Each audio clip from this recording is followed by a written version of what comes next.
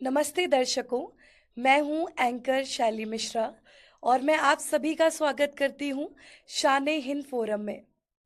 चलिए मैं आप सभी को आज मिलवाने वाली हूं बहुत ही मशहूर कंसल्टेंट, फिजिशियन और सीनियर कार्डियोलॉजिस्ट। साथ ही साथ मैं बता दूं कि वो एक बहुत ही मशहूर विचारक है। पूर्वांचल से हमारे बीच बहुत ही मशहूर कार्डियोलॉजिस्ट मिलवाती हूँ डॉक्टर अवधेश कुमार सिंह जी से। डॉक्टर धन्यवाद। साहब, सबसे पहले आपका बहुत बहुत स्वागत करूंगी। नमस्कार।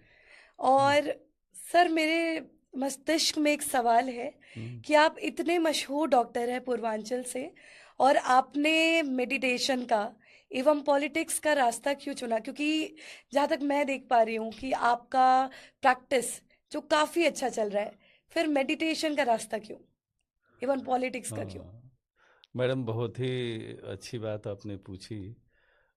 जीवन के इस समय हमारा तो वानप्रस्थ स्टार्ट हो गया है।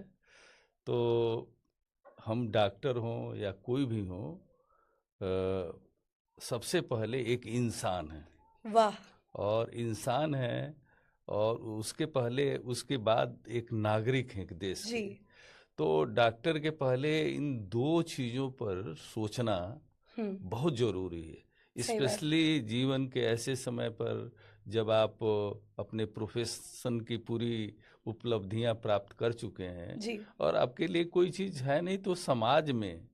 वैसे तो मेडिटेशन में 2004 से ही मैं 2004 हाँ, से 2004 से मैंने मेडिटेशन की, इसिक मेडिटेशन की बेसिक स्थापना करी। मेडिटेशन। लेकिन एक साधक के रूप में साधना करते करते करते करते इस समय आपका 2004 से आप समझिए 22 साल करीब हो गए। लेकिन काफी ज्यादा हाँ, लेकिन ये एक्सपीरियंस हो गया। पूरा जीवन ही एक साधना का जीवन है। जी। और जब साधना आप करते हैं तो आपको ये लगता है कि कई तरह तरह के विचार थॉट आते हैं, कैसे जो है लोगों की भलाई के मार्ग पर चला जाए, अपने अपने परिवार, लोगों की भलाई का, समाज की भलाई का, राष्ट्र और इंसानियत के बारे में आप सोचते हैं।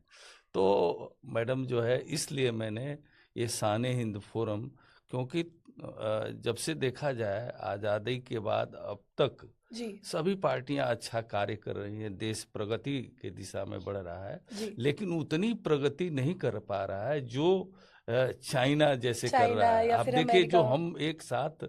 हम लोग एक साथ आज़ाद हुए, हम और चाइना। तो बिल्कुल। चाइना कहाँ से कहाँ पहुंच गया। तो मैडम आप कहेंगी कि भाई वहाँ तो चाइना में एक जो है कम्युनिस्ट कंट्री है। तो कम्युनिस्ट कंट्री है। कम्युनिस्ट कंट्री हाँ। है, तो कम ऐसा नहीं है। डेमोक्रेसी में तो और फास्ट वो होना चाहिए। क्योंकि यहाँ पे जनता की जो हाँ, बात है वो सुनी हाँ, जाती है। सुनी जाती है, जनता की भागीदारी होती है। बिल्कुल। तो जनता की भागीदारी किस प्रकार सुनिश्चित होए, हम्म। तो इसलिए हमने ये शान हिंद फोरम के माध्यम से कंट्री में टू पार्टी डेमोक्रेसी या टू पिलर्स डेमोक्रेसी का एक आइडिया दिया। क्योंकि मैडम बिल्कुल। आप जानती हैं कि आइडिया तो आइडिया होती है, आइडिया पर और वर्क करना शुरू कर दिया। तो हम्म। आइडिया से अगर कमिटेड लोग मिल जाएं, कमिटेड लोगों का आशीर्वाद मिले, वो लोग इस रास्ते पर चले, तो देश में जरूर काफी बदलाव हो सकता है और हम चाइना से भी बहुत आगे बहुत आगे बढ़ बढ़ सकते हैं। सकते हैं और विश्व गुरु रियली बन सकते हैं। सच में बन सकते हैं। हम्म। सर, मेरा अगला सवाल दर्शकों के लिए, शान हिंद फोरम क्या है? शान हिंद फोरम एक फोरम है। जी। एक वैसे ये एक ऐसा फोरम है जो राजनीतिक पार्टी के रूप में हमारे माननीय इलेक्शन कमीशन ऑफ इंडिया ने इसको पंजीकृत रखा है। क्या तो बात है। हाँ, तो एक संवैधानिक संस्था ने पंजीकृत कर रखा है। जी। और हमारे साथ यही सवाल उठा इलेक्शन कमीशन में भी कि जब यह देश बहुदलीय प्रणाली है, जब हमारा जी। कॉन्स्टिट्यूशन बहुदलीय प्रणाली को के तरफ है, वो बहुदलीय प्रणाली है, हम्म। तो आप two party democracy, two pillar democracy की क्यों बात करते हैं। जी। तो भाई ये तो बहुत ही अच्छी बात है। तो हम कहाँ, हम हमारा तो जो मॉडल हमने प्रस्तुत किया है, तो बहुदलीय प्रणाली को सपोर्ट ही करती है। वो प्रो कॉन्स्टिट्यूशनल मॉडल है। सर जैसे मैं हमारे चाहूंगी कि आप विस्तृत जानकारी दें इस बारे में जैसे दर्शक समझ पाए। नहीं मैडम, जो हमारा कॉन्स्टिट्यूशन है उसमें हम भारत के लोग हैं, हम भारत के लोगों द्वारा है, और हम भारत के लोग या हम भारत की जनता जी सर्वोच्च है। जनगण मन सर्वोच्च है, और जनगण मन ही जो है रियल सोवरेन है। आप ये देखिए, सोवरेनिटी प्रेम्बुल में लिखा है, sovereign we the sovereign our country is जी sovereign democratic secular republic. Republic. समझ रहे हैं? तो सोवरेनिटी जो है लोगों के द्वारा होती है। मान लीजिए कि पार्टियों के द्वारा सोवरेनिटी नहीं हो नहीं हो सकती है, सकती। दलदल से सोवरेनिटी नहीं हो सकती। तो सोवरेनिटी हम भारत के लोगों द्वारा ही होती है। क्योंकि आप देखिए, आज़ाद हुआ, कांग्रेस पार्टी ने कितना आज़ादी के मूवमेंट सालों में तक हाँ कितना जो है आपने योगदान दिया, योगदान भी बहुत दिया, योगदान दिया। बहुत बड़ा योगदान था। कांग्रेस पार्टी की वजह से देश को आज़ादी मिली। तो उस जी समय कांग्रेस पार्टी नहीं, एक विचारधारा थी, आज़ादी के को उपलब्ध कराने का एक बहुत बड़ा मूवमेंट था, जिसमें जी सभी विचारधाराओं के लोग शामिल हुए। मानती है ना मैडम? मानती हूँ। तो सभी विचारधाराओं के लोग शामिल हुए। तो जो हमारी जो जिसके लिए मतलब लाखों की संख्या में कुर्बानियां हुई आज़ादी के लिए जो है, वो एक दिन हम लोगों को 1947 में आज़ादी मिली, जी और हम लोगों ने अपने रिपब्लिक को सोवरेन डेमोक्रेटिक सेकुलर रिपब्लिक बनाया। तो बना सेकुलर शब्द तो बाद में जुड़ता है, 1972 या 75 के बाद जुड़ता है। जी लेकिन वी द पीपुल जो है, इसके बेसिक हम भारत के लोगों ने ही शुरुआत से ही शुरुआत ये करी रहा, है और अंगीकृत किया है अपने अंगीकृत को। किया है। तो इसकी सबसे बड़ी ब्यूटी देखिए, क्या ब्यूटी है अपने संविधान का। हम तो कहते हैं कि ये संविधान एक जो है बहुत बहुत ही मतलब एक पवित्र किताब है। जी ये किसी भी धार्मिक ग्रंथ से मतलब ऊपर है। किताब से कम पवित्र नहीं है। सही बात ये है। व्यक्ति को मतलब जस्टिस, इक्वलिटी, लिबर्टी देता है। हर एक व्यक्ति को, जी हर एक व्यक्ति को समान अधिकार देता समान है। अधिकार देता है। दूसरे तरफ ये भी कहता है कि भाई आपको इतना बड़ा अधिकार तो हमने दे दिया, लेकिन आप हमेशा जो है कभी भी भाईचारा से खिलवाड़ न करिएगा, जी कभी भी देश की एकता अखंडता से खिलवाड़ न खिलवाड़ मत करिएगा। कीजिएगा। तो ये तो बताता है कि ये अधिकार हो गया हमने, और ये कर्तव्य हो गया। तो मैडम, हम लोगों ने जो ये मॉडल चुना, तो तात्कालिक परिस्थितियों में आज़ादी के बाद कांग्रेस पार्टी आई, और कांग्रेस पार्टी ने ढेर सारा काम किया। भारतीय जनता पार्टी जी आई, भारतीय जनता पार्टी है इस समय बहुत हम्म अच्छा काम कर रही है। जी सभी लोग, सभी अच्छे अपने अपने अपने विचार से करते हैं। लेकिन हम लोग देख रहे हैं कि कंट्री में आज़ादी के बाद से ही जो प्रगति जी होनी चाहिए, सर जो मेरा इसी पे अगला सवाल इसी से जुड़ा हुआ है हम्म, कि आपके हिसाब से हम्म, हमें ज़रूरत क्यों पड़ी, यानी आप ऐसा क्यों सोच रहे हैं कि हमारी जो चुनाव प्रणाली है या हाँ, अभी जो इलेक्शनल बॉडीज जिस तरीके से गवर्न कर रही है, हम्म। तो आपकी विचारधारा की ज़रूरत यहाँ पे क्यों है और इससे क्या बदलाव आएगा? नहीं, हमारी विचारधारा एक आइडिया है जी और एक विचारधारा है, और इस पर सबको अगर अच्छा लगे तो वर्क करने की जरूरत जी है, स्पेशली पॉलिटिकल क्लास को। हम्म हमारी विचारधारा ऐसी विचारधारा है। आप देखिए, 1900 जब सरदार पटेल थे, जी तो अपने मरने के पहले उन्होंने देश की सभी रियासतों को ध्वस्त कर दिया था और हम्म एक अखंड भारत अखंड भारत बनाया का था। तो निर्माण किया आज था। जो है देखिए, देश की आज़ादी के बाद से ही जो है जो राजनीतिक पार्टियां आई, जी तो राजनीतिक पार्टियों का चरित्र जो है एक दूसरे को मतलब दाहिने हाथ बाएं हाथ जैसे एक दूसरे को कॉम्प्लीमेंट्री नहीं रहा। कभी नहीं। वो जो है आप मानती हैं जी कॉम्प्लीमेंट्री रहा। जैसे कि सर हमारे हाँ बॉडी पार्ट्स हैं, आंखें भी दो हैं, हाँ हाथ भी दो हैं, पैर भी हाँ दो हैं। हाँ हाँ। कान भी दो हैं, तो हाँ कहीं ना कहीं हमारी बॉडी सिंक में है। हाँ तो बिल्कुल बिल्कुल। तो कहीं हाँ आपका बिल्कुल। ये जो आइडिया है ये हमारे बॉडी पार्ट से हाँ प्रभावित तो नहीं है? हाँ बिल्कुल बिल्कुल। वही है कि एक हमारी पार्टियां जो है एक दूसरे के पूरक रहनी पूरक चाहिए, रहनी एक चाहिए। दूसरे के सिनर्जिस्टिक रहनी चाहिए। बिल्कुल। तो ये था कि संविधान सम्मत जो कॉन्स्टिट्यूशन है बहुदलीय प्रणाली का भी है, जी। और कैसे ये भी होवे। तो जैसे आप देखिए बिलियंस ऑफ ह्यूमन बॉडी में सेल्स हैं, लेकिन आप लेफ्ट और राइट पिलर में आ जाते हैं ना। बिल्कुल। बाई आंख, दाहिनी आंख, हम्म। दाहिना ये नॉस्ट्रिल बायां हो गया। उसके बाद आप देखिए आते जाइए, हाथ हो गए, पैर हो गए, हार्ट के किडनीज, चेम्बर्स हो गए, इंटरनल किडनी हो गए, ऑर्गन्स भी। जितने भी आप देखिए जी। प्रकृति ने ऐसे करा हुआ है। तो वही हम लोगों का सोचना था कि आपके ये हिसाब से जो प्रकृति जो हाँ रूल फॉलो करे, जो नियम, हाँ वो हाँ हमारे हाँ पॉलिटिकल बॉडीज को भी करना चाहिए? हाँ, ये हम लोग हमारा विचार है करना चाहिए। और ये थॉट के नाम पर, अपनी विचारधारा के नाम पर ऐसा कहते हैं कि हमारी विचारधारा ये है। जी। जैसे भारतीय जनता पार्टी कहती है कि हमारी विचारधारा हिंदुत्व की विचारधारा है, जी। जो सबको समाहित करती है। कांग्रेस कहती है कि हमारी सेकुलर विचारधारा है, ये हम लिबरल हैं। हम भी, भाजपा भी बोलती है कि हम लिबरल हैं। समाजवादी पार्टी बोलती है कि हमारी समाजवादी विचारधारा है। जी। तो आप देखिए, अब देखिए भारत में जो राजनीतिक पार्टियां हैं उनका चरित्र क्या है। राजनीतिक पार्टियां जो है, नेशनल पार्टियों को छोड़ के, नेशनल पार्टियों को छोड़ दीजिए, तो उनका ये है, ज्यादातर पार्टियों का एक तो रीजनल जैसे हैं, जी। और उन्होंने क्या कर रखा है, 3-4 जातियों का एक समूह बना समूह रखा बना रखा है, है। या जिनके वोट बैंक के हाँ हाँ, आधार पे वोट बैंक के वो आधार चुनाव पर। में जीतते हैं। हाँ, ये है कि उनका मकसद सिर्फ ये है कि सत्ता प्राप्त करना, और बाई वोट हुक और बाई क्रुक, हाँ हाँ किसी भी लोगों, तरीके से। हाँ किसी भी तरह से। और जो बचे हुए लोग हैं उनकी हाँ बातों को अनसुना कर दिया हाँ जाता हाँ। है।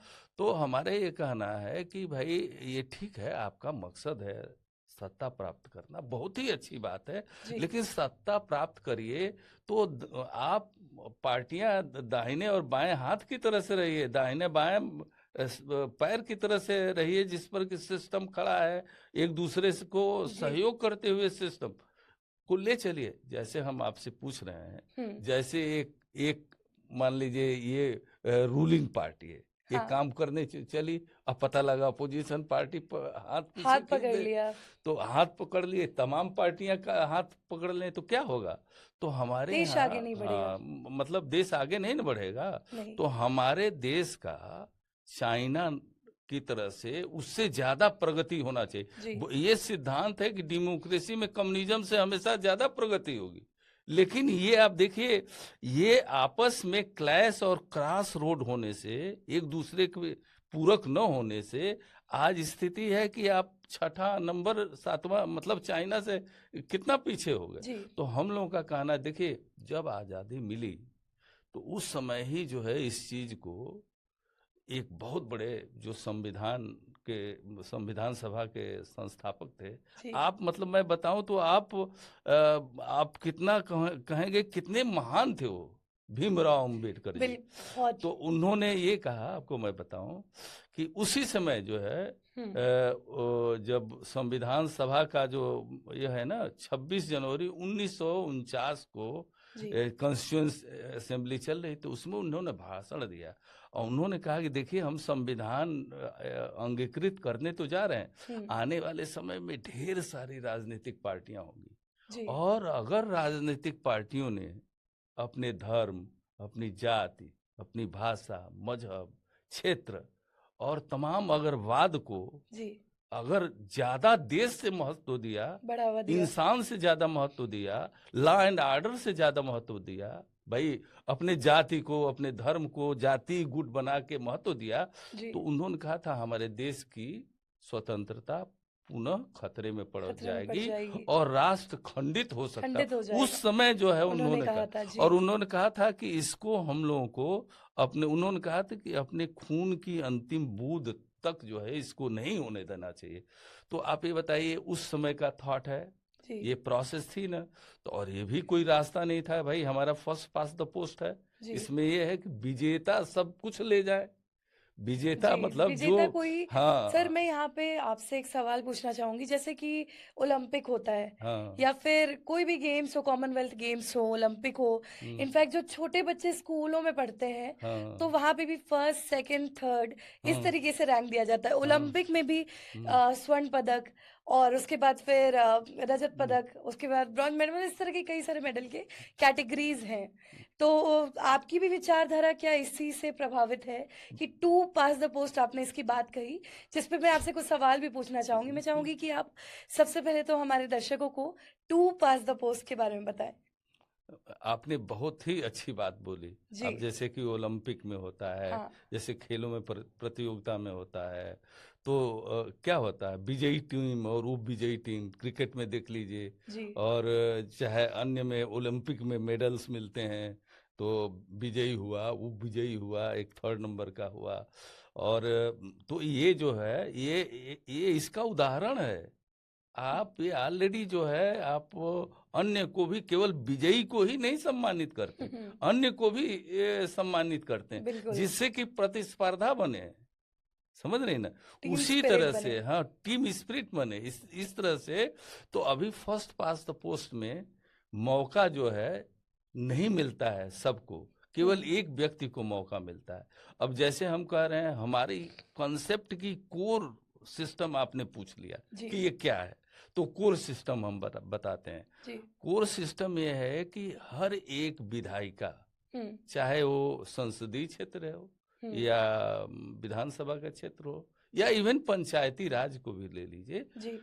2 मेंबर्स कॉन्स्टिट्यूंसी होनी चाहिए, 2 मेंबर्स। जी। पहला वहां से, मतलब बहुदलीय प्रणाली में ढेर सारी सभी लोग लड़ लें, निर्दलीय लड़ लें, भाजपा से लड़ लें, सपा से लड़ लें, बसपा से लड़ लें, कांग्रेस से लड़ लें, चुनाव कितने लड़ यहाँ पे लीजिए, आप बिहार में लड़ जदयू से लीजिए। लड़ ले, हाँ, लेकिन राजद आप से। वहां से ले जाइए जी। एक विजेता और हम्म। उप विजेता।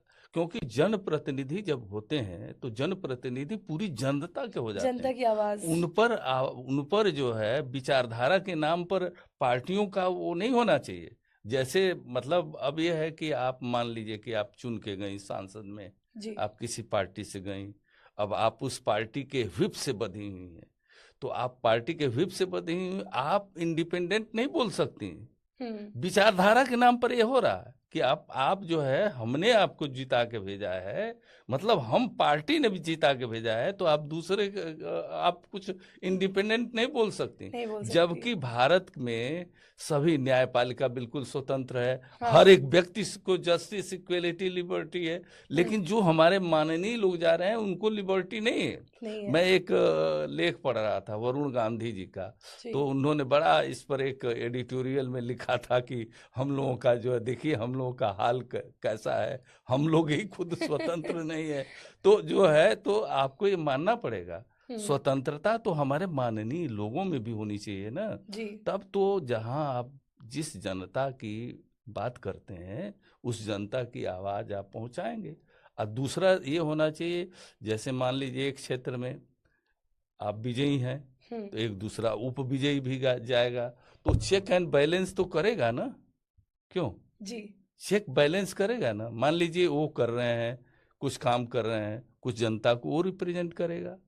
अभी सिस्टम ये है कि 100 में से अगर 100 लोग वोट देने जाते हैं, जी। 100 में 100 लोगों का समझ लीजिए, जैसे 1 अरब लोग जो वोट हम्म। देने जाते हैं एक अभी। एक अरब हाँ लोगों को हमने लोगों को हाँ समझाने के लिए 100 लोग हाँ, मान लिया, मान लीजिए, हाँ यूनिटरी मान लीजिए, मेथड से। तो 100 में करीब 60 से 70 के बीच जाते हैं वोट डालने। जी। तो 60 से 70 के बीच में अगर 35 से 40% आप वोट प्राप्त कर लेती हैं, तो आप सांसद बन जाती सांसद हैं। बन जाइएगा। हाँ, या हम्म। अगर 35 से 40% को अगर पूरे वोटों में देखा जाए, जी।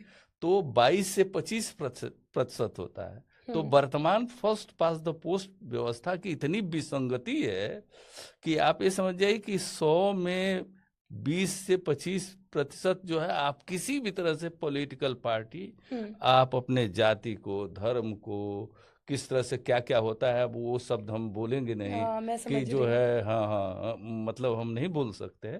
तो आप ये समझ जाइए कि करके आप संसद में चले जाएंगे, जी। विधानसभा में चले जाएंगे हम्म। और एक पर्टिकुलर पार्टी में चले जाएंगे हम्म। और उस पार्टी की विचारधारा के नाम पर उस पार्टी के बाहक हो जाएंगे।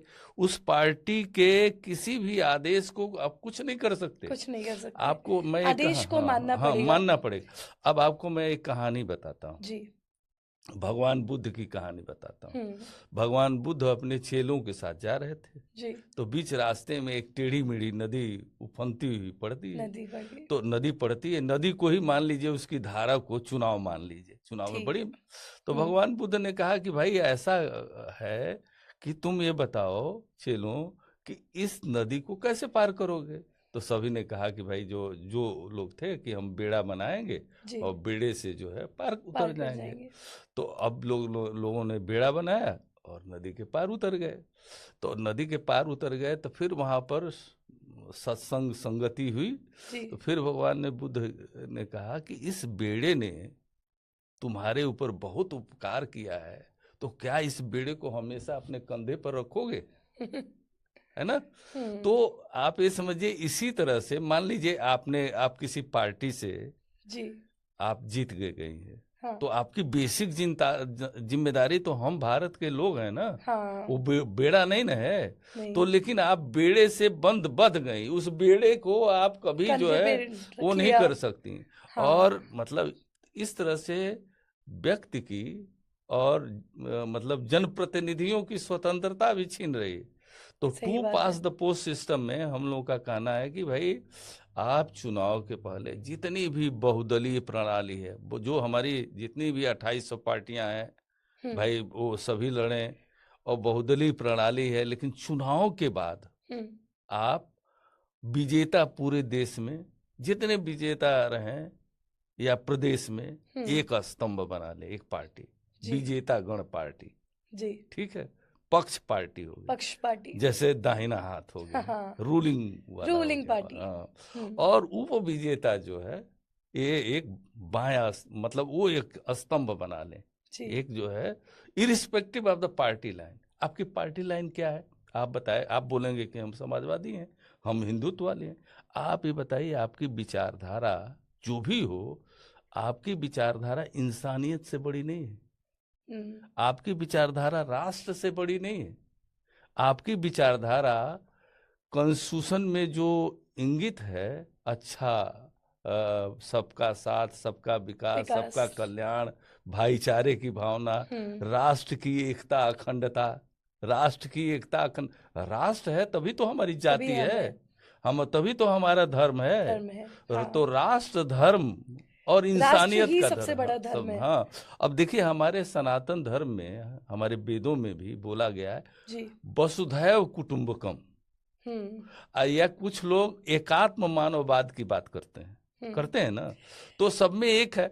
तो जब सब में एक है तो हमारी माननीय राजनीतिक पार्टियां क्यों नहीं चुनाव के बाद भाई अपना अपना जो है भाई रखिए, अंदर रखिए भाई। आप कोई भी सरकारी नौकर है, किस जाति का है, किस धर्म का है, किस भाषा का है, वो सरकारी नौकर बन गया। मान लीजिए सरकारी बैंक में गया, चाहे किसी भी सिविल उसमें गया, वो अधिकारी बन गया, तो वो अपने दिल में रखता है कि हम भाई इस जाति के हैं, चाहे इस धर्म के हैं, वो राष्ट्र की सेवा करता है ना। करता है। तो आप भी भाई ये पार्टियां अपने दिल में रखें कि भाई हम समाजवादी हैं, चाहे हम हिंदुत्व वाले हैं, चाहे हम ये वाले हैं। उसको बाद में ढोने की क्या जरूरत है। ढोने को लेके ये यहाँ पर पॉलिटिकल सीट के लिए लड़ाई हो रही है और इससे बहुत ज्यादा राष्ट्र का नुकसान हो रहा है। सही बात भाई, आप स्तंभ में आ जाइए, एक स्तंभ में आ गए, दूसरे स्तंभ में हो गए। भाई ये जैसे मान लीजिए माननीय मोदी जी हैं जी, माननीय मोदी जी एक देश के धरोहर हैं जी, लीडर ऑफ अपोजिशन देश के धरोहर हैं। जैसे बड़े बड़े लीडर जैसे संसद में पक्ष एवं विपक्ष होता है, आप चाहते हैं कि संपूर्ण देश में चुनाव के बाद पक्ष और विपक्ष की स्थापना हो। एक ऐसी पार्टी की जो जीत रही हो और एक ऐसी पार्टी की जो सेकंड पोजीशन पे है, जिनको हाईएस्ट सेकंड हाईएस्ट वोट मिला है। तो मैं पार्टी को मैं बोल रहा हूँ कि आपकी लाइन चुनाव के बाद, चुनाव के पहले बहुदलीय सिस्टम है हाँ चुनाव के बाद तो आप राष्ट्र के हो गए ना, जी जनहित के हो गए, जी राष्ट्र की जनता के लिए हो गए, मानवता के लिए हो गए। तो आप मिल के काम करिए ना। आप एक पक्ष में आ गए, विजयी पक्ष, एक दूसरे पक्ष में रूलिंग पक्ष, और दोनों मिल के राष्ट्रीय संवाद पर प्रधानमंत्री या मुख्यमंत्री का चयन कर लें। जी और जो दोनों से, जैसे बोला जाता है प्रधानमंत्री पूरे बहुमत का नेता होता है, जी बोलते हैं ना। हाँ तो बहुमत मान लीजिए आपने अभी मान लीजिए कि जो है वर्तमान सिस्टम में देख लीजिए, भाजपा को 240 के आसपास मिला है ना, हाँ और अन्य पार्टियों को सब वोट से बहुमत वो कर लिया। लेकिन भाजपा जो है अगर 273 से ऊपर पाती तो और मजबूत होती ना, संपूर्ण तो बहुमत। मजबूत होती। लेकिन लोकतंत्र में, मल्टी पार्टी डेमोक्रेसी में विसंगतियां आ रही हैं। तमाम अन्य नीचे से जो मेज है ना, कई पाए हो जा रहे हैं। कोई पाया ऐसे है, कोई पाया ऐसे है, कोई पाया ऐसा है। तो हम साथ में क्यों, मिलके काम नहीं कर पा रहे, साथ में उसके मिलके कारण काम नहीं। हमारा देश जो है वो हाँ विश्व गुरु नहीं हाँ बन हाँ, सकेगा। विश्व गुरु नहीं लेकिन बन पाएगा। आपने जो विचार रखा है, हम्म और मैंने सुना है सर कि आपके जो विचार हैं हम्म वो कहीं ना कहीं कार्ल मार्क्स से हम्म एवं हम्म, गांधी जी से प्रभावित है। हाँ क्या बिल्कुल ये सच बिल्कुल, है? हाँ हाँ बिल्कुल। हमारा विचार है कि डेमोक्रेसी में कम्युनिज्म की अच्छी चीजें कैसे आए, जहाँ धर्म, जात, भाषा, संप्रदाय, ये सब जो है थोड़ा साइड लाइन पर आ जाए। जी जैसे हमारे हृदय में धर्म तो रहेगा ही, हम हाँ, भाई हम धर्म मानते हैं, लेकिन हमारे हृदय में कैसे राष्ट्र ऊपर आ राष्ट्र जाए। पहले आए, धर्म बाद मतलब में आए। हाँ, nation is first thing first nation कैसे फर्स्ट। आएगा, मतलब humanity is first thing first कैसे आए, law hmm and order is first thing first कैसे आए, ये हम्म हम लोगों का सोचना है। तो इसलिए हम लोगों ने to pass the post system का दिया कि भाई जैसे एक सिस्टम, एक शरीर ही है, आपका हमारा शरीर खड़ा है। सिंक में काम करता है, हाँ सिंक में, सिनर्जाइज हाँ होके। जैसे दाहिना हाथ दाया, बायां हाथ दाहिना पैर बायां पैर, आपको बता ही चुके हैं। सर अभी हमारे देश में कौन सी चुनाव प्रणाली है एवं हमारी संविधान सभा ने इसको क्यों अपनाया था? नहीं, बहुत ही अच्छा क्वेश्चन शैली जी आपने पूछा। जी और हमारे देश में इस समय चुनाव की फर्स्ट पास द पोस्ट प्रणाली है। जी और संविधान सभा, क्योंकि देश हमारा आज़ाद हुआ था, जी और उसके पहले मुगलों का शासन था, और फिर अंग्रेज़ों का शासन हुआ। तो जो बड़ी कुर्बानियाँ देने के बाद, बड़ी लड़ाई लड़ने के बाद, बड़े आंदोलन के बाद यहाँ से अंग्रेज भागे थे। तो हमने, हमारे महान चिंतक, महान विचारक हम्म जो संविधान सभा में एक एक से अधिक विद्वान व्यक्ति थे, हम्म बड़े ही विजनरी व्यक्ति थे, हम्म तो उन्होंने फर्स्ट पास द पोस्ट प्रणाली ही रखा। और उसका आधार रहा होगा कि भाई ये प्रणाली दुनिया के तमाम देशों में काम करती ज्यादातर है, देशों में। और स्पेशली वेस्टर्न वर्ल्ड में। हम्म तो आप देखिए, आप पूछेंगे कि वेस्टर्न वर्ल्ड में ये प्रणाली है, वहाँ पर लागू है, और ये प्रणाली हमारे यहाँ लागू करी गई। जी तो वेस्टर्न वर्ल्ड से हमने अंग्रेज़ों से ही स्वतंत्रता प्राप्त करी थी। तो स्वतंत्रता प्राप्त करी थी, तो अभी बहुत ज़्यादा हमें अन्य प्रणालियों के बारे में बहुत ज़्यादा अनुभव नहीं अनुभव नहीं था। था उस समय। और उस समय ये प्रणाली लोगों को दिखाई दी, हमारे विद्वान संविधान सभा के जो कॉन्स्टिट्यूएंट असेंबली के जो सदस्य थे। जी लेकिन आप ये देखिए, इस प्रणाली का इतिहास देखिए, तो जो ब्रिटेन या अमेरिका या अन्य जगहों पर जी ये क्या होती है, विजेता सब कुछ ले जाए, ले मतलब जाए। जो राजा जो है जीता हम्म वही मालिक होगा। हम्म तो जनतंत्र के ये तो हमने अपना लिया। जी लेकिन जनतंत्र के जब आप जनता मालिक होगी, हम्म जनता, हर एक व्यक्ति मालिक होगा, हम्म हर एक व्यक्ति पार्टिसिपेटरी होना चाहिए। हम्म तो ये प्रणाली काफी तो करी गई थी, क्योंकि हमारे यहाँ कोई अनुभव नहीं था। हम्म और लेकिन ये प्रणाली उधर ही से आ रही थी, वेस्टर्न से ही आ रही थी, और उनसे हम लोगों ने लिया और वो कर लिया। क्योंकि प्रणाली तो प्रशासनिक दृष्टि से सही है जी। कि भाई पब्लिक को, जो पब्लिक अनपढ़ है, उस समय तो ज़्यादा लोग अनपढ़ ज्यादा थे, लोग हमारे इलिटरेट। देश में इलिटरेसी बहुत बहुत ज़्यादा ज्यादा थी। थी। तो अनपढ़ होने के कारण शायद संविधान सभा के लोगों ने सोचा हो। दूसरा, हमारी लॉजिस्टिक्स जो है जी। कम थी, तो उसको जो है इसलिए अपनाया होगा। लेकिन समय के साथ देखिए डेवलपमेंट होते हैं, समय के साथ विकास होता है, समय के साथ हर एक चीजों में अपडेट होता है। चाहे कोई विचारधारा हो, कोई प्रणाली हो, कोई सिस्टम हो, उसमें अपडेट होना चाहिए। तो हम लोग का 2 पास द पोस्ट सिस्टम वही एक अपडेट है। और ये अपडेट जो है single pass the post system है, जो राजाओं वाली प्रणाली को विजेता सब कुछ ले जाए, तो इसकी खारिज जगह जो करती है है। खारिज करता है।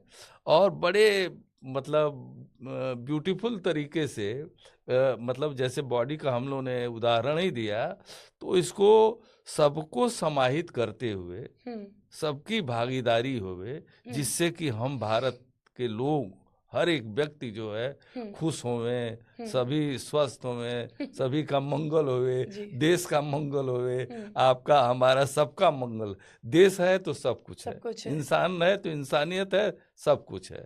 उसी से सब नियम कानून बनते हैं। तो यही हमारा काम। Sir, 2 pass the post first pass the post से बेहतर क्यों है? इसका सीधा जवाब है, जी। जैसे अगर आप एक आंख से देखती हैं, तो एक आंख से देख के थोड़ा देखिए कितना दिखाई देगा, और दोनों आंख से देखें तो ज्यादा मतलब दिखाई 180 डिग्री व्यू। देगा। हाँ जी। एक नाक से सांस लेके देखिए। और तो हर एक चीज को, जैसे एक हाथ से हम काम कर रहे हैं, मान लीजिए यही हाथ खूब मोटा हो गया, खूब मजबूत हो गया, जी। और ये हाथ पतला हो गया, वीक हो गया। इम्बैलेंस हो गया ना। जी। तो कोई मतलब ये भगवान ने तो बनाया है ना, लेकिन इसमें ऑटोमेटिक नेचुरल शक्ति दी है। तो आप देखिए, बोला जाता है वॉक्स पॉपुली वॉक्स दे, एक टर्म आता है। जी। तो लोगों की आवाज ईश्वर की आवाज होती है, समझ रहे हैं ना। तो लोगों को मतलब ये जो first pass the post system था, तो उसमें आप जो चुन रहे हैं वो 35 से 40% लोगों की आवाज को ही ले जा रहे हैं। हाँ। 65 से 70% लोग वो बाहर हो जा रहे हैं। सही बात। वो उनके वोट का कोई आवाज को मतलब ही नहीं अनसुना होता। कर दिया जा रहा है। उनके वोट का डालने की रिलेवेंसी नहीं रह जा रही है। हाँ। हाँ, तो उनकी वोटिंग राइट भी प्रभावित हो रही है। तो सर, कहीं ना कहीं ये जो आपका थॉट है वो इंक्लूसिविटी, यानी सबको साथ में लेकर चलने की विचारधारा को हाँ, बिल्कुल सम्मान करता है। वैसे ही है, जैसे कि दो हाथ दो और हाथ, दो दो हाथ पैर। दो पैर है, तो आदमी कितना बैलेंस से चल रहा है। जी। मान लीजिए एक पैर खूब मोटा हो जाए, एक पैर मान लीजिए वो हो जाए, या एक पैर लंगड़ा हो जाए, एक पैर जो है वैसे चले। जी। तो अभी तो हमारा लग रहा है लोकतंत्र कूद कूद के चल रहा है। तो इसको जो है मतलब एक ये आइडिया है, इस पर जो है तमाम प्रोफेसर्स को, लॉ कॉलेजेस में विद्वानों को, रिसर्च स्कॉलर्स को, आम जनता में, जो जैन जी हैं, सुप्रा जैन जी हैं, जो अन्य लोग हैं, जो जेन अल्फा, जेन जी। हाँ, जो जैन जी स्पेशली, इन लोगों मतलब अगर आप अनएम्प्लॉयड हैं और अगर आप कुछ देश की सेवा करना चाहते हैं, जी।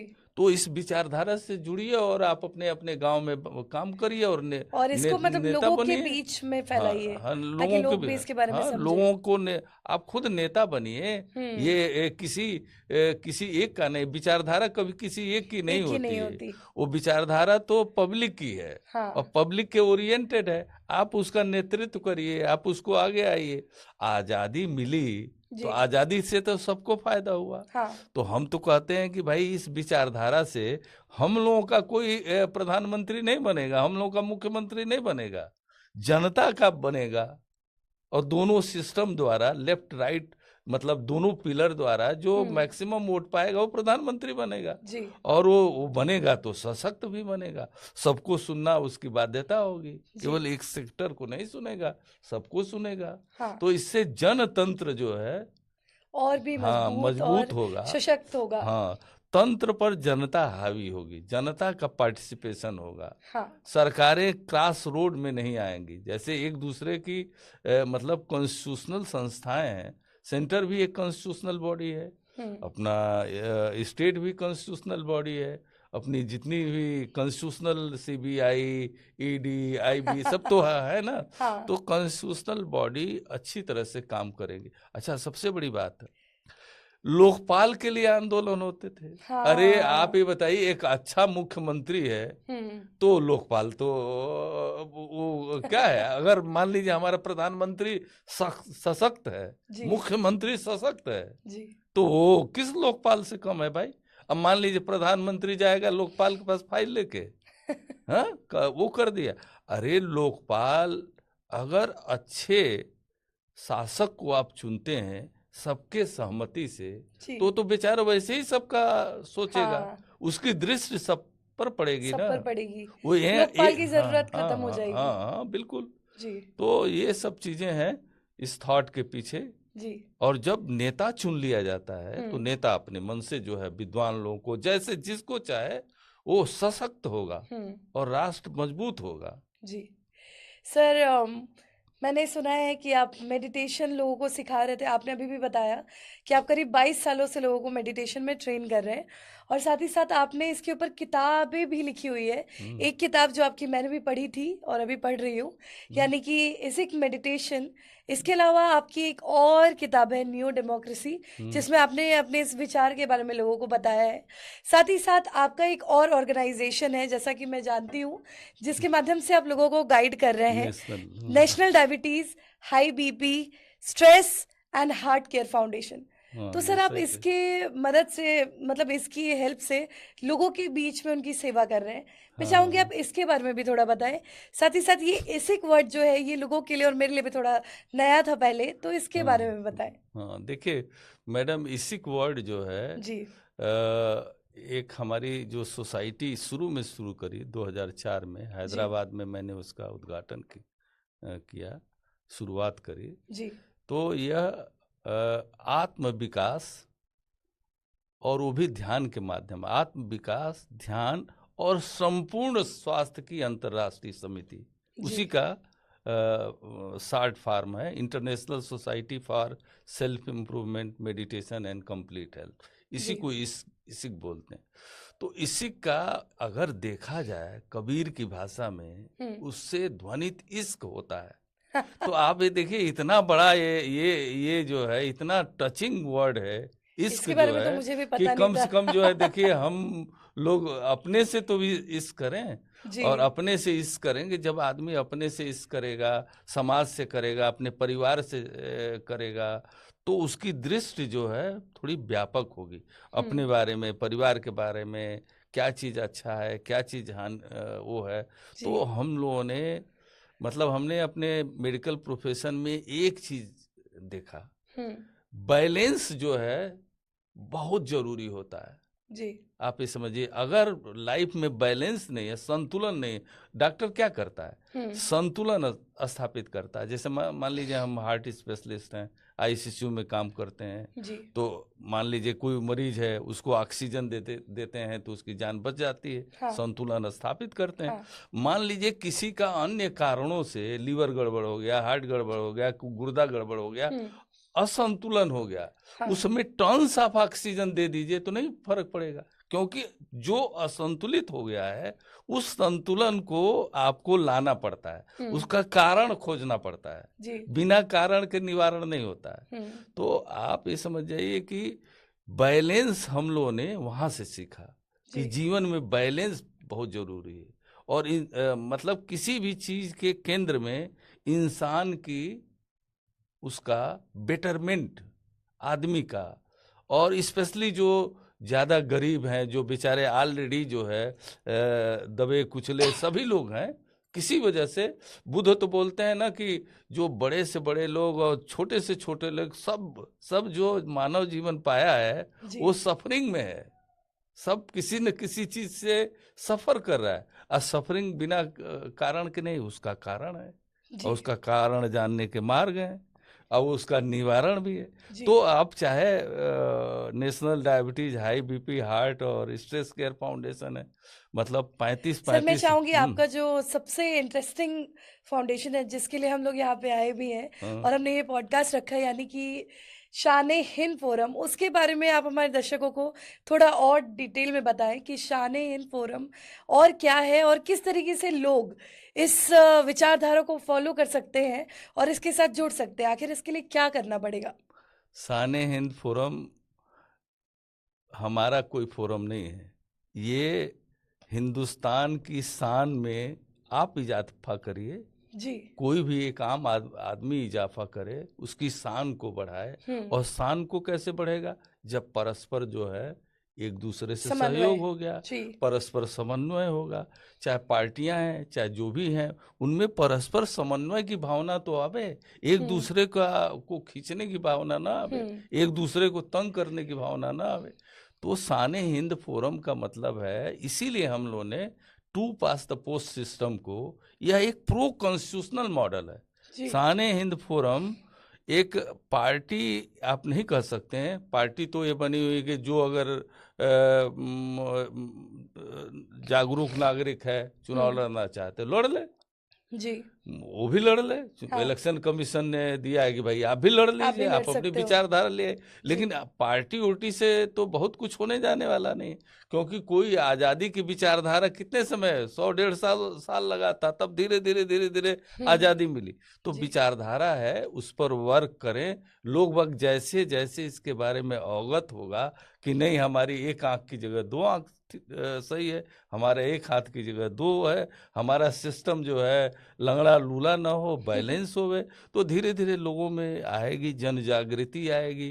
तो जन जागृति आएगी तो लोग बाग इच्छुक होंगे, जनसेवक बनेंगे, और जी जनसेवक बनेंगे तो उनको रोजगार मिलेगा और देश आगे बढ़ेगा, सबका पार्टिसिपेशन होगा, यही लक्ष्य है।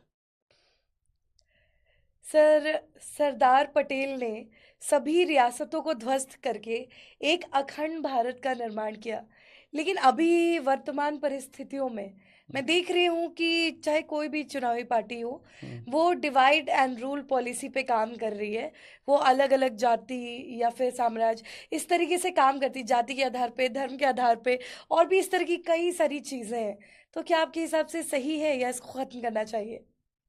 नहीं, ये डिवाइड एंड रूल की पॉलिसी जी हजारों साल से आपकी रही है, जी और इस देश के पिछड़ेपन का कारण, सबसे ज्यादा खतरनाक कारणों में एक यही कारण है। डिवाइड एंड ये rule divide policy. And rule पहले आप देखिए, जो यहाँ पर मुगल्स आए, या उसके पहले लोधी वगैरह जो है, जो भी हमारे इतिहास में आक्रमण हुए हैं, गौरी गजनवी और ये जो है, जो भी विदेशी आक्रांत आए हैं, उसके बाद ब्रिटिश काल हुआ है। जी तो सब जगह डिवाइड और रूल, बांटो और राज करो राज की करो। राजनीति के आधार पर अपने अपने साम्राज्य को बढ़ाएं। जी और आप बिल्कुल सही कह रहे हैं कि वो चीज इस समय राजनीतिक पार्टियों में भी घर कर गई घर है। कर गई है। और जब हम आजाद हो चुके हैं, तो हमें डिवाइड एंड रूल की पॉलिसी नहीं अपनानी चाहिए।